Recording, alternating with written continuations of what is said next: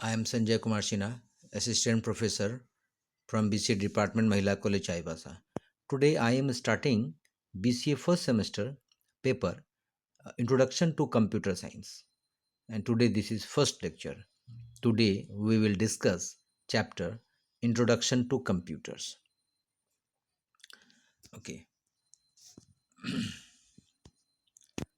first of all, Introduction to Computers.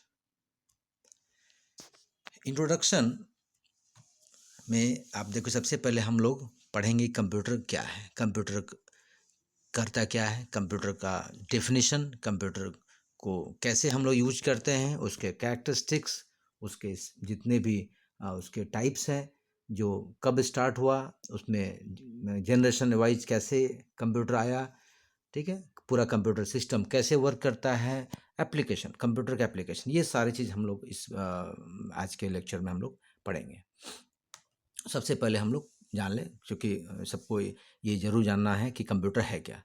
तो then computer is a device, एक यंत्र है जो कि मीनिंगफुल इन्फॉर्मेशन को ट्रांसफॉर्म करता है। डेटा जो हम रिकॉर्ड, जो इनपुट जो देते हैं कंप्यूटर को, उसको एक मीनिंगफुल इन्फॉर्मेशन, जिसका मीनिंग है, जिसका यूज है, उसको वो यूज करके, और हमें चाहिए, जो यूज़र को चाहिए, उसके अकॉर्डिंग जो उसको जो जो इंस्ट्रक्शन देगा कंप्यूटर को यूज़र, उसके अकॉर्डिंग वो आउटपुट हमें देता है। कंप्यूटर कई सारे वर्क करता है, कई सारे फंक्शंस करता है, जिसमें एक्सेप्ट डेटा को एक्सेप्ट लेता है, डेटा को स्टोर करता है, प्रोसेस डेटा है डिजायर्ड, जैसा हम चाहते हैं वैसा डेटा को प्रोसेस करता है। जब अगर हमको फिर ज़रूरत पड़े डेटा का, तो उसको फिर हम रिट्रीव कर सकते हैं, मतलब उसको फिर यूज कर सकते हैं जो स्टोर किया हुआ है, एंड जो फॉर्मेट हमारे पास अवेलेबल है उसके अकॉर्डिंग वो रिजल्ट को प्रिंट करता है। तो ये एक सिंपल है, बेसिकली एक कंप्यूटर का इंट्रोडक्शन था, कंप्यूटर कैसे वर्क करता है ये हम लोगों ने यहाँ देखा। अब इसका सबसे इम्पॉर्टेंट पार्ट है कि कंप्यूटर की कैरेक्टरिस्टिक्स, विशेषताएं, क्योंकि मैक्सिमम हम लोग सारे लोग बात करते हैं कंप्यूटर की काफ़ी विशेषताएं हैं। तो क्या क्या विशेषताएं हैं? पहला इसमें देखिए, speed. Computer works with much higher speed and accuracy compare to human, मतलब अगर इसको ह्यूमन से अगर कंपेयर करें, तुलना करें, तो उससे हम लोगों से बहुत ज़्यादा जल्दी और कई सारे वर्क, मैथमेटिकल कैलकुलेशन जो है बहुत जल्दी समय में कर लेता है। जैसे यहाँ देखिए हमने लिखा है मतलब मिलियन जैसे अगर इंस्ट्रक्शन एक सेकेंड में वो कंप्यूटर वर्क कर लेता है। कंप्यूटर जो है, इससे अगर देखा है तो माइक्रो सेकेंड, और भी सेकेंड्स का भी कई छोटा पार्ट, और नैनो सेकेंड, मतलब इतना कम समय में ये कई सारे वर्क को ये कंप्लीट कर लेता है। तो ये स्पीड हो गई। एक्यूरेसी, जो भी वर्क कंप्यूटर को देंगे वो 100% एक्यूरेट वर्क करेगा, ठीक है, क्योंकि एरर्स मतलब होने का चांस नहीं है। अगर हम गलत अगर इंस्ट्रक्शन देंगे तो गलत आउटपुट आएगा, बट अपने से वो कोई गलती नहीं करता है। डिलीजेंस, जो भी वर्क उसको हम देंगे काम करने के लिए, तो जो जो स्पीड से, जो एक्यूरेसी से, जो कंसिस्टेंसी से स्टार्ट किया काम में, वो कंटिन्यू जितना देर भी उससे हम लोग काम लेंगे, जितना देर भी उसका यूज करेंगे, उसी मतलब कि स्पीड में, उसी कंसंट्रेशन में वो वर्क को करेगा। मतलब ह्यूमन बींग का क्या होता है कि जैसे स्टार्ट किया तो बहुत स्पीड, बहुत अच्छा एक्यूरेट काम कर रहा है, बट वो धीरे धीरे उसका हर एक चीज़ डाइवर्ट होने लगता है और स्पीड घट जाता है, काम करने की क्षमता घट जाती है। बट कंप्यूटर में ऐसा नहीं है। वर्सैटिलिटी, जैसे हम लोगों को अगर एक साथ कई सारे काम दे दिया जाते हैं तो हम लोग कन्फ्यूज हो जाते हैं कि पहले कौन सा काम करें फिर कौन सा करें, बट कंप्यूटर का ऐसा नहीं है। अगर हम एक साथ कई सारे काम को देते हैं, कई सारे वर्क देते हैं, तो उसी एक्यूरेसी से, उसी एफिशिएंसी से वो काम को कंप्लीट कर लेता है। रिलिएबिलिटी, कंप्यूटर इज रिलिएबल, मतलब जो रिजल्ट, जो पहले रिजल्ट दिया वो रिजल्ट हमेशा, जब जब हम उसको बार बार अगर हम उसको वही इनपुट देंगे और हम नंबर ऑफ टाइम्स अगर वर्क देते हैं तो सेम रिजल्ट देगा, मतलब रिजल्ट में कोई डिफरेंस नहीं आएगा। नेक्स्ट जो है ऑटोमेशन, मतलब जब हम एक बार उसको काम वर्क दे दिए तो काम को बिना हम लोग का मतलब कोई रोक रिकॉर्ड या बिना फिर इंस्ट्रक्शन दिए हुए वो अब कंप्लीट अपना काम करके ही वो मतलब ख़त्म करेगा। मेमोरी, कंप्यूटर में कई सारे उस मेमोरी से प्राइमरी मेमोरी होता है जिसमें डेटा को सबसे पहले स्टोर करता है, फिर उसके बाद एक सेकेंडरी स्टोरेज मेमोरी होता है जैसे सीडीज है, पेन ड्राइव्स है, ठीक है, जहाँ हम लोग परमानेंटली डेटा को स्टोर करते हैं। हार्ड डिस्क है, जो कंप्यूटर में हार्ड डिस्क होता है, जहाँ कंप्यूटर में हम लोग परमानेंटली स्टोर कर सकते हैं। तो ये सारे उसके एक कैरेक्टरिस्टिक्स थे। अब हम लोग को जानना है कंप्यूटर का जनरेशन, चूँकि कैसे, जैसे हम लोग अगर इंसान के जनरेशन का बात करें तो था ना कि हम लोग पहले सबसे पहले ह्यूमन होने से पहले बंदर हुआ करते थे। उसी प्रकार से कंप्यूटर का भी कुछ जनरेशन है, कैसे स्टार्ट कब हुआ। तो देखिए यहाँ पर हमने लिखा है कंप्यूटर जो इलेक्ट्रॉनिक डिवाइस है जिसमें हम लोग कई सारे डेटा को मैनिपुलेट करते हैं, उसमें क्या क्या एबिलिटी है, स्टोर करना, रिट्रीव मतलब फिर से ज़रूरत पड़े तो उसको हम यूज़ कर सकें, एंड प्रोसेस वर्क को कर सकें। Nowadays a computer can be use to type documents. आज का जो युग है, कंप्यूटर में हम लोग डॉक्यूमेंट टाइप कर सकते हैं, मेल भेज सकते हैं, गेम्स खेल सकते हैं, और ब्राउज द वेब मतलब इंटरनेट के माध्यम से हम लोग कोई भी सर्च कर सकते हैं। It can also be use to create spreadsheet, मतलब जैसे एक्सेल जो आप लोगों ने देखा होगा, वो MS Excel presentation, PowerPoint presentation के थ्रू, ठीक है, वीडियोज़ हम लोग देख सकते हैं। But the evolution this complex system started around 1940। अगर देखा जाए तो ये सारी जो हम लोग वर्क हम लोगों ने देखा, जो आज हम लोग यूज करते हैं बहुत इजीली, तो ये देखा है तो कब से स्टार्ट हुआ वो जानना है। तो यहाँ देखिए हमने लिखा है 1940, मतलब हम लोग के आज़ादी से पहले 1940 से ये सबसे पहले स्टार्ट हुआ। और इसको अगर देखा जाए तो जनरेशन को 5 अलग अलग जनरेशन में इसको हम लोग डिवीजन किया, बांटा गया है। तो पहला जनरेशन में अगर बात करें तो ये 46 से 59 का जो है ये टाइम था, पहला जनरेशन, ठीक है। JP Eckert and JW mossy invented, सबसे पहले ये इलेक्ट्रॉनिक कंप्यूटर इन लोगों ने स्टार्ट किया, जिसका नाम देखिए इनियाक। इनियाक जो है इसका फुल फॉर्म था electronic numeric integrated and calculator. ये कुछ नीचे हमने एग्जाम्पल लिखा है, ये पहला जनरेशन में स्टार्ट हुआ, ठीक है। उसके बाद देखिए इसका कुछ एडवांटेज था, कुछ डिसएडवांटेज था। जब पहले जनरेशन में क्या एडवांटेज था कि ये वैक्यूम टेप्स के द्वारा बनता था, जिसमें डेटा सब स्टोर होता था, और कई सारे कैलकुलेशन जो है मिली सेकेंड में ये कंप्लीट कर लेता था। बट डिसएडवांटेज ज़्यादा था, देखिए एडवांटेज तो दो ही है, बट डिसएडवांटेज ज़्यादा था। साइज में बहुत बड़ा था उस वक्त, 30 टन, सोचिए एक कंप्यूटर का साइज वेट था 30 टन, ठीक है। और ये कंप्यूटर वैक्यूम ट्यूब के आधार बनता था, कॉस्टली बहुत होता था, और ये डिसएडवांटेज था कि इसको कूल करने के लिए, कूलिंग मतलब बहुत हीट होता था, तो उसको कूल करने के लिए बहुत ज़्यादा वहाँ पर मतलब अलग से उसको फिर से देना पड़ता था कि कैसे उसको कूल किया जाए, ठीक है। और वर्क एफिशिएंसी बहुत ज़्यादा नहीं था, धीरे धीरे वर्क करता था। अमाउंट ऑफ एनर्जी बहुत ज़्यादा खर्च था इसका, ठीक है, और मेंटेनेंस बहुत ज़्यादा इसको चाहिए था। तो ये पहला जनरेशन जो था, जो ये सारे डिसएडवांटेज थे।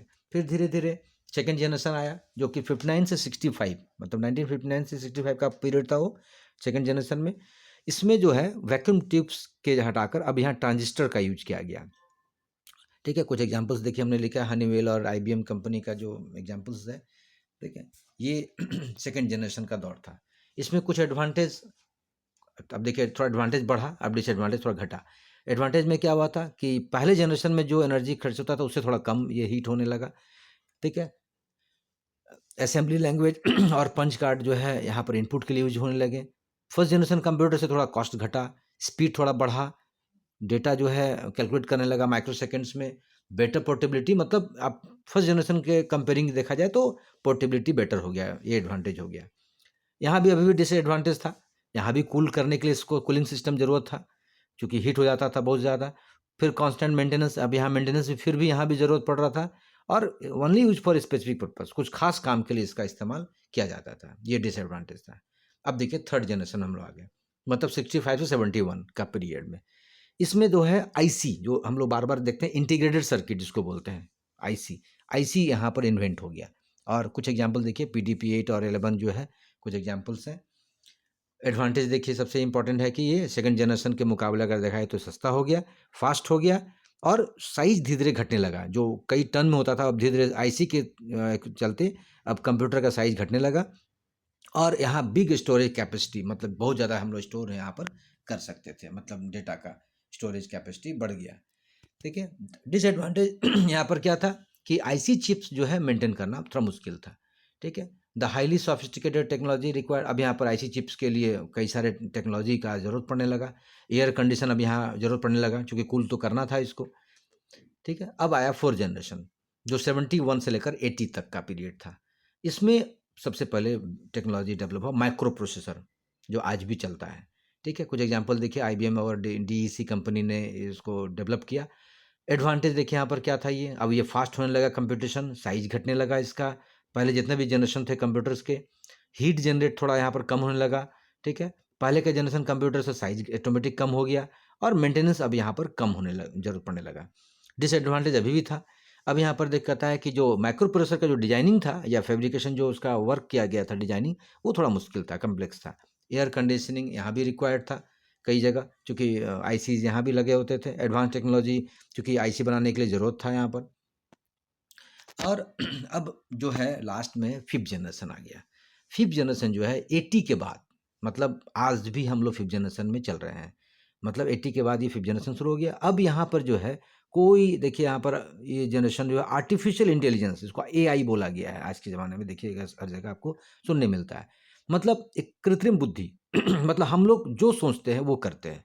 तो 5th जनरेशन में इसलिए अब कुछ ऐसा नहीं किसी बेस पर है, बस हम लोगों ने जो जो ह्यूमन बीइंग सोचता है वो कर लेता है।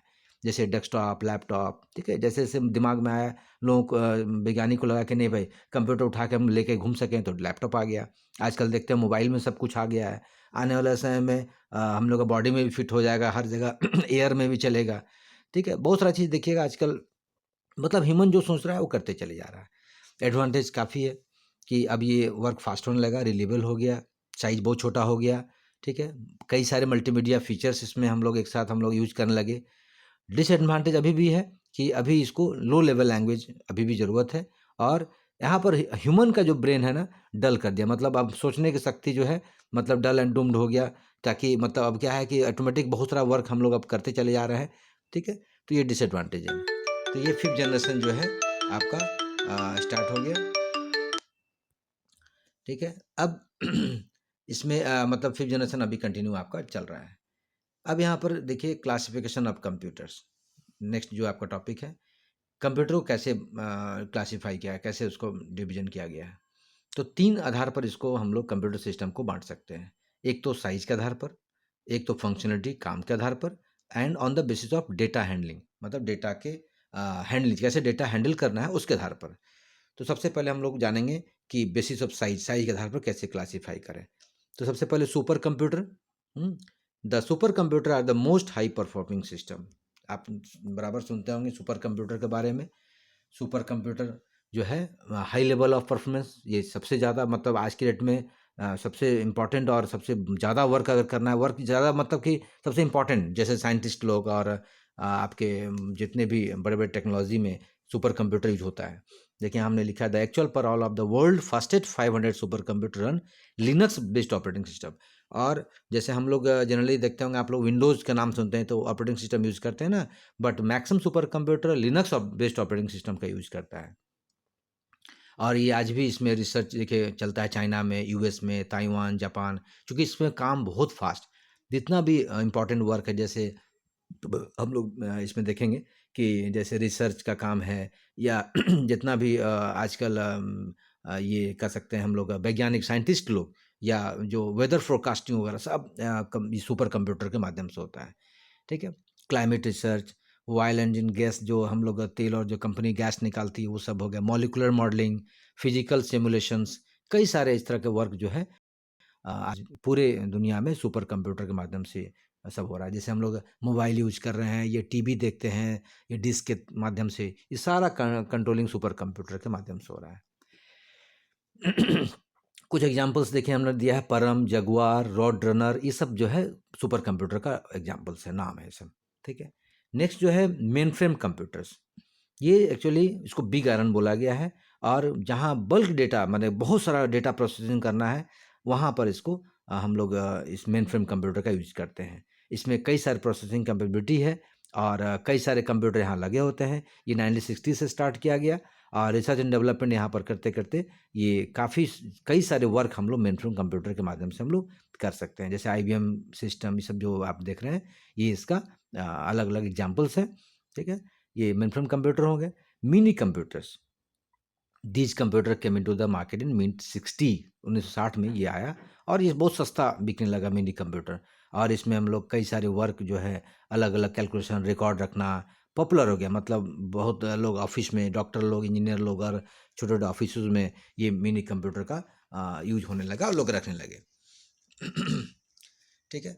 फिर जो है 60 में अब देखिए यहाँ पर जो ट्रांजिस्टर और कोर मेमोरी टेक्नोलॉजी जब आया तो ये चूँकि एक्सपेंसिव भी कम होने लगा, चूँकि सस्ता होने हो गया, इसीलिए इसका नाम मिनी कंप्यूटर दिया गया। चूँकि पर्सनल लैपटॉप पीसी जो देखा आप देखते हैं उसमें 60 से ये स्टार्ट हो गया, ठीक है।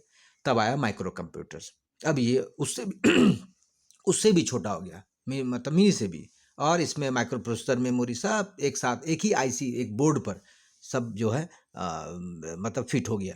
और आराम से एक एक बड़ा सा बॉक्स के अंदर में, मतलब मेन फ्रेम और मिनी कंप्यूटर का अगर तुलना किया जाए तो उससे बहुत छोटा और कम एक्सपेंस में जो है ये मिनी माइक्रो कंप्यूटर बनने लगा। जैसे टैबलेट्स आज देख लिए, स्मार्ट वॉचेज आजकल आ गया, बहुत सारे स्मार्ट गजेट्स आजकल आ रहे हैं। तो ये सारे जो है ये 4 तरीके से हम लोगों ने देखा, super computer, main frame, mini और माइक्रो कंप्यूटर के रूप में हम लोगों ने देखा। ये किसके आधार पर हम लोग बात किए, हम लोग साइज के आधार पर उसको क्लासिफिकेशन किया गया। अब हम लोग फंक्शनलिटी के आधार पर, वर्क के आधार पर, फंक्शन के आधार पर इसको क्लासीफाई करते हैं। पहला इसमें आएगा सर्वर्स। सर्वर आप नाम सुनते हैं, जैसे कभी सुनते हैं बैंक जाते हैं तो सर्वर डाउन है, या आपका नेटवर्क कभी नहीं आ रहा तो सर्वर डाउन है, लिंक फेल है, बोलते हैं ना हम लोग। सर्वर है नथिंग, सर्वर एक्चुअली है कुछ नहीं, बट ये एक भी कंप्यूटर है। बट ये क्लाइंट्स को, मतलब सर्वर एक कंप्यूटर पर जितने क्लाइंट है जिसके अंदर आने वाले सारे कनेक्टेड जितने भी नेटवर्क में कंप्यूटर्स हैं, उसके माध्यम से ये एक तरह से सबको सर्विस देता है। जैसे अभी जैसे यहाँ पर देखिए सिक्योरिटी सर्वर, डेटाबेस सर्वर, जैसे हम लोग जैसे गूगल से हम लोग कुछ ढूंढते हैं तो ये सब एक सर्वर से कनेक्टेड है, जो कि गूगल में एक कंप्यूटर में सारा स्टोर करके रखा हुआ है। जैसे हम लोग गूगल में लिखते हैं वहाँ से वो कनेक्ट कर देता है। नेक्स्ट है work station. Those are the computers designed to primarily to be used by single user at a time. They run multi-user operating system. जैसे कई सारे कंप्यूटर्स एक जगह सब हैं और कई सारे ऑपरेटिंग सिस्टम वहाँ कनेक्टेड है, और वहाँ से वो कई सारे कमर्शियल वर्क, जैसे आज आप देखते हैं हम लोग कोई ऑनलाइन शॉपिंग करते हैं ना, तो वर्क वहाँ से क्या है कि कंट्रोलिंग होता है, मतलब किसी एक दे दिया गया है किसी कंपनी को, और वहाँ से वो सारे एक साथ वर्क कर रहे हैं और कई सारे कमर्शियल वर्क को वहाँ से हैंडल कर रहा है। Information appliances, they are the portable devices which are designed to perform a limited set of tasks like basic calculations, playing multimedia, browsing internet। ये सारा मतलब कुछ हम लोग यूज करते हैं, जैसे मोबाइल के आधार डिवाइसेज जो है ना, उसके आधार पर जैसे जैसे अगर हमको ज़रूरत पड़ता है उसके आधार पर हम लोग यूज कर लेते हैं। तो ये फंक्शनलिटी के आधार पर हम लोग यहाँ बात कर रहे थे। नेक्स्ट इसी में है देखिए एम्बेडेड कंप्यूटर्स। कुछ ऐसा भी होता है जहाँ कई सारे मशीन्स उसमें कनेक्ट एक साथ एम्बेड, मतलब एक साथ कनेक्ट हो गए हैं, ठीक है, और उसको मतलब ज़रूरत नहीं है रीसेट करने का, मतलब वो चल रहा है, कंटिन्यू चल रहा है, और उसमें पर्सनल कंप्यूटर और कई सारे वर्क स्टेशन से कनेक्टेड हैं वो, ठीक है। तो उसको एम्बेडेड कंप्यूटर हम लोग कह सकते हैं, जो कंटिन्यू वो अपना रिक्वायरमेंट के आधार पर वो अपना वर्क को कंटिन्यू करते जा रहे हैं। तो यहाँ हम लोगों ने देखा फंक्शन के आधार पर हम लोगों ने बांटा इसको। थर्ड जो था, जो डेटा हैंडलिंग के आधार पर अगर क्लासीफाई किया जाए तो देखिए हम लोगों ने पहले यहाँ देख रहे हैं एनालॉग। एनालॉग क्या है, एक कंप्यूटर ही है, ये एक कंप्यूटर का फॉर्म है जिसमें हम लोग कई सारे इलेक्ट्रिकल, मैकेनिकल, हाइड्रोलिक क्वांटिटीज़ को एक तरह प्रॉब्लम को सॉल्व कर सकते हैं, ठीक है। डिजिटल, एक कंप्यूटर आपको जानते हैं कि 0 और 1 को कंप्यूटर को समझता है, 0 1 को जो क्वांटिटी को समझते डिजिट के रूप में समझता है, ठीक है। अब यहाँ पर जो डिजिटल के रूप में मैथमेटिकल कैलकुलेशन या ऑर्गेनाइज करना या उसको सिमुलेट करना, ग्लोबल वेदर पैटर्न्स को हैंडल करना, तो उस हिसाब से हम लोग डिजिटल को के आधार पर हम लोग इस कंप्यूटर को बांट सकते हैं। हाइब्रिड में दोनों होगा, एनालॉग एंड डिजिटल। इसमें क्या होगा, एनालॉग सिग्नल को भी एक्सेप्ट करेगा और कन्वर्ट करेगा डिजिटल में, और डिजिटल फॉर्म में उसको फॉर्म में प्रोसेस करेगा, ठीक है। तो ये एक पूरा डेटा हैंडलिंग के आधार पर हम लोग एनालॉग, डिजिटल और हाइब्रिड के रूप में हम लोग उसको क्लासीफाई कर सकते हैं। नेक्स्ट जो आपका टॉपिक है इस पेपर में, चैप्टर में, द कंप्यूटर सिस्टम। एक पूरा सिस्टम का यहाँ बात किया गया है, ठीक है। एक computer system is an integrated form of different components that work together to give a desirable result. अगर बात करें, अभी तो हम लोग सिर्फ कंप्यूटर के बारे में बात करते हैं, लेकिन अगर एक सिस्टम की बात करें, पूरे कंप्यूटर सिस्टम, तो सिस्टम में सारे सब कई सारा चीज़ आ जाता है, एक साथ कई सारे कंपोनेंट एक साथ वर्क करते हैं, और जो हम चाहते हैं, जो यूज़र चाहता है, जो रिजल्ट हम लोग डिजायर करते हैं, वो रिजल्ट हम लोगों को कंप्यूटर देता है। बट इसमें कई ऐसे लोग हैं, मतलब अलग अलग कंपोनेंट है जो मिलकर एक साथ वर्क करते हैं। They generate a common result as a required by the user, और रिजल्ट एक कॉमन होता है जिसके माध्यम से यूजर के थ्रू मिलता है, और जो हम यूजर चाहता है उसको मिलता है। अब देखिए कंपोनेंट्स कौन कौन है इसमें, तो आप बात हम लोग कर रहे थे, बराबर आप सुनते होंगे हार्डवेयर, ठीक है। हार्डवेयर मतलब जो कंप्यूटर हम लोग आगे उसको डिटेल्स पढ़ेंगे। जैसे कंप्यूटर जो दिख रहा है वो हार्डवेयर हो गया, जिसको टच कर सकते हैं, जिसको छू सकते हैं, जिसको हम लोग देख सकते हैं। सॉफ्टवेयर क्लियर है, जिसके थ्रू हम हार्डवेयर को यूज करेंगे। थर्ड देखिए आता है ह्यूमन वेयर, क्लियर है। ह्यूमन वेयर कौन है? हम लोग यूज़र। अगर ह्यूमन नहीं है तो हार्डवेयर सॉफ्टवेयर को कौन यूज करेगा? तो ये तीनों मिलाकर पूरा कंप्यूटर सिस्टम बनता है। अब थोड़ा यहाँ हम लोग एक्सप्लेन करेंगे हार्डवेयर के बारे में, थोड़ा कुछ टर्म्स जान लेंगे यहाँ पर। देखिए, the physical components collectively from the form the hardware of a computer system. कई सारी चीज़ कंप्यूटर सिस्टम में हमारा कंपोनेंट्स होते हैं, जिसमें देखिए मॉनिटर होगा जो हम लोग रिजल्ट को देख सकते हैं। सीपीयू सेंट्रल प्रोसेसिंग यूनिट, जहाँ पर सारा वर्क फंक्शन करेगा। मदरबोर्ड, जहाँ पर वो जितना भी इंफॉर्मेशन जो भी हम लोग यूज करेंगे, सारा कम्युनिकेशन वहाँ पर स्टोर करे। मदरबोर्ड में सारा आप जितना भी रैम और हार्ड डिस्क देख रहे हैं, सब उस पर ही सब बिल्ट रहता है, सब उस पर वो सेट रहता है। मदरबोर्ड सबको कंट्रोल करता है। रैम डायनेमिक मेमोरी, जिसमें वो जो भी हम लोग इनपुट करते हैं, जो भी हम लोग डेटा टेम्पररीली स्टोर करता है उसी में, ठीक है। उसके बाद वो फिर वो सेकेंडरी मेमोरी में भेजता है। हार्ड डिस्क ड्राइव, ये परमानेंट मेमोरी स्टोरेज डिवाइस, जहाँ हम लोग कुछ भी हमेशा के लिए स्टोर करके रख सकते हैं। फ्लॉपी डिस्क ड्राइव, हालांकि आजकल यूज कम होता है। पहले एक सिंपल, एक जैसे सीडी कैसेट होता है ना, कैसेट, उस तरह से एक ड्राइव होता था जहाँ हम लोग फ्लॉपी में डेटा स्टोर करने के लिए यूज करते थे। ऑप्टिकल डिस्क, जैसे सीडी डीवीडी अभी भी हम लोग देखते हैं यूज कर रहे हैं, जहाँ हम लोग डेटा को स्टोर कर सकते हैं। तो ये सारे हम लोग हार्डवेयर में हम लोग बात करेंगे। फिर उसी में देखिए हार्डवेयर में ही इनपुट एंड आउटपुट डिवाइस आएगा, जिसमें इनपुट और आउटपुट डिवाइस हम लोग, जैसे इनपुट डिवाइस आप लोग याद है, माउस है, कीबोर्ड है, माइक्रोफोन है, camera, scanner, touch pad, joystick, जिसके थ्रू हम लोग डेटा इनपुट करते हैं। आउटपुट डिवाइस, जिसके थ्रू हम डेटा को रिजल्ट देखते हैं या देख सकते हैं या सुन सकते हैं, जैसे मॉनिटर हो गया, ईयरफोन, प्रोजेक्टर, मॉनिटर, प्लॉटर, ठीक है। तो इस तरह से हम लोग आउटपुट जो भी रिजल्ट जानना है, देखना है, तो इसके माध्यम से हम लोग देख सकते हैं और जान सकते हैं। ये हार्डवेयर था। अब हम लोग देखेंगे सॉफ्टवेयर के बारे में। The hardware components can only function when software components are added to the computer system। Clear है कि कोई भी कंप्यूटर सिस्टम में जब तक सॉफ्टवेयर, मतलब हार्डवेयर हमारे पास है बट सॉफ्टवेयर अगर नहीं होगा तो हम लोग उसको यूज नहीं कर सकते। जैसे सिंपल है, गाड़ी खरीद लेते हैं, अगर पेट्रोल नहीं डालते हैं तो गाड़ी चलेगी? नहीं चलेगी। उसी प्रकार से हार्डवेयर, अगर हम कंप्यूटर खरीदिए बट सॉफ्टवेयर नहीं है तो बेकार है।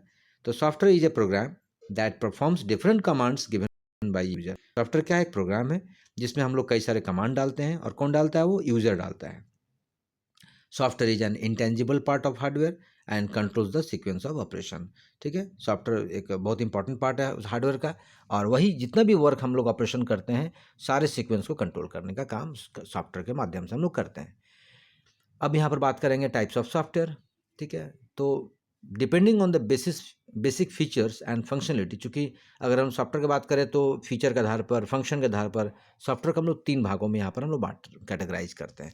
ऑपरेटिंग सिस्टम्स, एप्लीकेशन सॉफ्टवेयर, ई एक्सेसिबिलिटी सॉफ्टवेयर, ठीक है, 3 पार्ट में।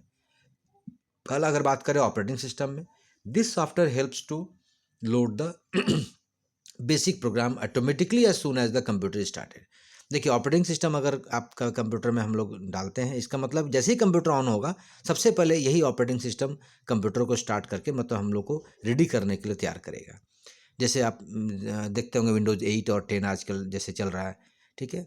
अलग अलग बहुत सारे कंपनी का आ गया है, लिनक्स का भी है, उबंटू है, ये सब नाम आप सुने होंगे तो अच्छी बात है। फेडोरा, नॉपिक्स, चूँकि ये सब थोड़ा यूज हम लोग कॉमन लोग कम करते हैं, कंपनीज और बड़ी बड़ी सॉफ्टवेयर कंपनीज को ज़्यादा यूज करती है। चीता, स्नो लेपर्ड, ठीक है, ये सब ऑपरेटिंग सिस्टम है, ठीक है। Application software, the software which can be used online and installed operating system is known as application software. अब चूँकि कंप्यूटर स्टार्ट हो गया, लेकिन उसको उसमें अगर यूज, ये तो खैर कंप्यूटर रेडी करने के लिए ऑपरेटिंग सिस्टम का ज़रूरत है, बट हम लोग उसमें करेंगे क्या? तो बहुत सारे एप्लीकेशन सॉफ्टवेयर हैं, जैसे एम एस वर्ड आप लोग देखते होंगे, एम एस ऑफिस जिसको बोलते हैं, उसमें अब एम एस ऑफिस में वर्ड, एक्सेल, पावर पॉइंट बहुत सारे आ गए। लिब्रे ऑफिस वगैरह जो है ना, वो आपका लिनक्स ऑपरेटिंग सिस्टम ये सब यूज होता है, ठीक है। मोजिला जैसे फायरफॉक्स, गूगल क्रोम, एंटीवायरस जैसे हो गया क्विक हिल, कैस्पर स्काई, नॉर्टन, ये सब जो अलग अलग सॉफ्टवेयर है, तो ये सब एप्लीकेशन सॉफ्टवेयर हम लोग उसको बोलते हैं। उसी तरह से ई एक्सेसिबिलिटी सॉफ्टवेयर है, ठीक है। अभी देखिए इसमें बहुत सारा आजकल आ गया, जैसे screen reader, magnifying tool, on screen keyboard, जैसे अभी हम लोग अगर रिकॉर्डिंग कर रहे हैं, जो यूट्यूब में आप लोग के लिए हम जो अवेलेबल करा रहे हैं नोट्स को, ये सारा ई एक्सेसिबिलिटी सॉफ्टवेयर में आ गया। वीडियो गेम जैसे खेलते हैं आप, सॉफ्टवेयर कोई सीखने का लर्निंग सॉफ्टवेयर है, तो ये सारा ई एक्सेसिबिलिटी सॉफ्टवेयर में हम लोग उसे कर सकते हैं। तो ये हम लोगों ने जो पढ़ा अभी वो सारा आ गया आपका कंपोनेंट्स ऑफ कंप्यूटर सिस्टम का पार्ट था, टाइप्स ऑफ सॉफ्टवेयर था। अब हम लोग बात करें एप्लीकेशन ऑफ कंप्यूटर्स, कंप्यूटर का एप्लीकेशन मतलब यूज कहाँ होगा, क्योंकि सबसे इंपॉर्टेंट पार्ट है। बिजनेस, आप जानते हैं कि आज के डेट में पूरे जो भी बिजनेस कर रहा है पूरे वर्ल्ड में, पूरे दुनिया में, ठीक है, उसको कैलकुलेशन हाई स्पीड में चाहिए, डिलीजेंस चाहिए, एक्यूरेसी होना चाहिए, रिलेबल होना चाहिए, है ना। और कई सारे ऑर्गेनाइजेशन इसके बिना वो वर्क कर ही नहीं सकता आज के डेट में। जैसे पेरोल एक कैलकुलेशन है, बजट बनाना है, सेल एनालिसिस करना है, फाइनेंशियल फोरकास्टिंग करना है, बहुत अगर एम्प्लॉय डेटा, जैसे टाटा कंपनी है, रोंगटा कंपनी है, आपकी बड़ी बड़ी कंपनी है, तो उसको एम्प्लॉय का डेटाबेस को मैनेज करना है, स्टॉक्स को मेंटेन करना है, तो ये सारा वर्क जो है कंप्यूटर में ही संभव है। बैंकिंग, आज today banking is almost totally dependent on computers, clear है। आज पूरा बैंक देखा जाए तो कंप्यूटर पर डिपेंडेंट हो गया है। Online accounting facility which include जिस चेकिंग करंट बैलेंस, आज के कितना आसान हो गया है। आप कहीं से आप बैंक का यूज कर सकते हैं, दुनिया किसी भी कोना में अपने अकाउंट को देख सकते हैं, डिपॉजिट कर सकते हैं, ओवरड्राफ्ट बना सकते हैं, शेयर, ट्रस्ट, रिकॉर्ड्स, ठीक है। एटीएम देखिए, सबसे इंपॉर्टेंट आजकल देखिए पूरा कंप्यूटराइज्ड ही एटीएम है। एटीएम आप देख रहे हैं रात दिन खुला रहता है, कहीं से कोई पैसा आराम से निकाल सकता है, डाल सकता है। तो ये सारा बैंक जो है पूरा डिपेंडेंट हो गया है कंप्यूटर पर। इंश्योरेंस, इंश्योरेंस देखिए जो LIC वगैरह या और भी कई सारी कंपनीज़ हैं जो इंश्योरेंस करती है, रिकॉर्ड रखना, अपडेट करना। आजकल जैसे आप कोरोना का दौर चला है जो पूरा एक साल, ये 2020 पूरा ऑनलाइन ही सारा इंश्योरेंस, लोग अपना पैसा डाला वहाँ पर, मतलब कि अपना डिपॉजिट किया, ठीक है, या पॉलिसी स्टार्ट किया, डेट मैच्योर कब हो रहा है, इंटरेस्ट कितना कैलकुलेट हो रहा है, बोनस कितना मिल रहा है, पॉलिसी की सारा चीज़ हम लोग ऑनलाइन, हम लोग कंप्यूटर से सारा चीज़ मोबाइल में हम लोग देख सकते हैं। तो ये सारा एक आसान हुआ इंश्योरेंस में। एजुकेशन, ये आप बहुत अच्छा एग्जांपल इस पूरा कोरोना ने सिखाया। ऑनलाइन जो आज हम लोग ये आप लोग को ऑनलाइन पढ़ा रहे हैं जो यूट्यूब के माध्यम से या गूगल मीट के माध्यम से आप लोग को जो हम क्लास लेते हैं, तो ये पूरा देखिए कंप्यूटर के माध्यम से संभव हो पाया है, जिसको हम लोग CBE बोलते हैं, कंप्यूटर बेस्ड एजुकेशन। परीक्षा भी आजकल ऑनलाइन हो रहा है, आप फॉर्म भी ऑनलाइन देखिए आप लोगों ने भरा एडमिशन में पूरा। तो ये सारा एजुकेशन में देखिए आज के डेट में कंप्यूटर के माध्यम से ही संभव पॉसिबल है। Computer education is rapidly increasing the graph of number of computer students. चूँकि देखिए हम लोग, आप लोग जो BCA की पढ़ाई कर रहे हैं, तो हालांकि बहुत आज भी लोग नहीं समझ रहे हैं इस चीज़ को, लेकिन BCA पढ़ने से कितना फ़ायदा है, कंप्यूटर का पूरा नॉलेज होगा। कंप्यूटर एजुकेशन मैंने धड़ल्ले से बढ़ रहा है, मैक्सिमम लोग इस पर अट्रैक्ट हो रहा है, ठीक है। कई सारे एजुकेशनल इंस्टीट्यूशन जो है कंप्यूटर का यूज कर रहे हैं स्टूडेंट को एजुकेट करने के लिए, और इसके माध्यम से पूरा एनालिसिस हो रहा है, परफॉर्मेंस, स्टूडेंट का परफॉर्मेंस भी हम लोग इसके माध्यम से जान सकते हैं। तो ये एजुकेशन में इसका यूज हो रहा है। मार्केटिंग, एडवर्टाइजिंग, होम शॉपिंग, देखिए आज के डेट में कितना आसान हो गया है, इंटरनेट के माध्यम से एडवर्टाइज करना, मोबाइल में के थ्रू एडवर्टाइज करना, प्रचार करना जिसको बोलते हैं। कोई प्रोडक्ट का अगर प्रचार करना है, मैंने आजकल जो ज़्यादा लोग यूज कर रहा है, तो देखिए आजकल बड़ी बड़ी कंपनी मोबाइल के थ्रू, TV के थ्रू, कंप्यूटर के थ्रू और इंटरनेट के थ्रू ही सारा मार्केटिंग वो कर रही है, ठीक है। हेल्थ केयर, हेल्थ केयर मतलब जैसे डॉक्टर लोग, जितना भी डायग्नोसिस हो रहा है, जितना भी जांच हो रहा है, जितना भी आजकल सर्जरी हो रहा है, सब ECG आप देखते हैं, अल्ट्रासाउंड सुनते होंगे बराबर। मतलब आजकल जैसे अभी देखिए कोरोना के टाइम में ये जितना भी अभी आप जितना जल्दी जल्दी सारा इसका वैक्सीन बन गया और अब आने वाला है कुछ दिनों में, तो ये सारा हॉस्पिटल जो जांच हुआ देख रहे हैं ना, कोरोना जांच करने के लिए सब कंप्यूटर के माध्यम से ये आसान होते चला गया। जितने लैब्स और डिस्पेंसरीज हैं पूरे दुनिया में, सब जगह कंप्यूटर लगा हुआ है। विदाउट कंप्यूटर ये काम ही नहीं कर सकता। ड्रग लेवल, डेट एक्सपायर, आप उसका साइड इफ़ेक्ट जान सकते हैं। अगर सर्जरी है तो सारा कंप्यूटर के माध्यम से ही सर्जरी पॉसिबल है। तो ये हेल्थ केयर में भी बहुत इसका यूज हो रहा है। नेक्स्ट है इंजीनियरिंग डिजाइन, CAD, आप नाम सुने हैं, कंप्यूटर एडेड डिजाइन, जिसमें कई सारे बड़ी बड़ी बिल्डिंग्स का, मटेरियल्स का, इक्विपमेंट का डिजाइनिंग करना हो, इंडस्ट्री बड़ी बड़ी जो है, या ट्रक और कार और जो गाड़ियाँ बनती हैं, ये सारा डिजाइनिंग या बिल्डिंग, इतना बड़ी बड़ी बिल्डिंग सब देखिए दुनिया में सब जगह बन रहे हैं, ये सारा इंजीनियरिंग डिजाइनिंग जो है कंप्यूटर के माध्यम से पॉसिबल है। मिलिट्री बहुत इंपॉर्टेंट है।